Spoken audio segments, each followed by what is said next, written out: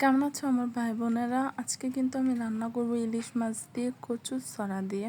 এভাবে রান্না করলে কিন্তু অনেক মজা হয়। রান্না করে দেখো একবার, খুব ভালো লাগে। ইলিশ মাছ কিন্তু যে কোনো তরকারির সাথে আবার মানায় না। তো আমি ছড়া দিয়ে, ইলিশ মাছ দিয়ে ছড়াগুলো আগে একটু ভাপ দিয়ে পানিটা ফেলাই দিয়েছি। এখন কষাইতেছি, তো আমি ছড়াগুলো দিয়ে দিব আর ইলিশ মাছগুলো ভেজে রেখেছি।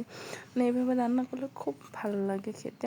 আর দয়া করে প্লিজ আমার ইউটিউব চ্যানেলে সাবস্ক্রাইব করে দিও, লাইক কমেন্ট অবশ্যই করো। আমি কিন্তু আইডিটা নতুন খুলছি, তোমরা সবাই আমাকে সাপোর্ট করো, আমিও তোমাদেরকে সাপোর্ট করব। তোমরা যারা যারা আমাকে সাপোর্ট করবে কমেন্টে তোমাদের নামটা লিখে দিবে, আমি তোমাদেরকে সাপোর্ট করে আসবো, ওকে? আর দেখো কত সুন্দর হয়েছে কালারটা, তরকারিটা কিন্তু অনেক মজা হয়েছিল। আমার ছেলে খেয়ে বলতেছে আম্মু এই প্রথম আমি ছড়া রান্না করছি, এর আগে কখনো রান্না করি নাই। তো আমার ছেলে খেয়ে বলতেছে আম্মু তরকারিটা অনেক মজা হয়েছে। আমার হাজব্যান্ডও অনেক পছন্দ করছে।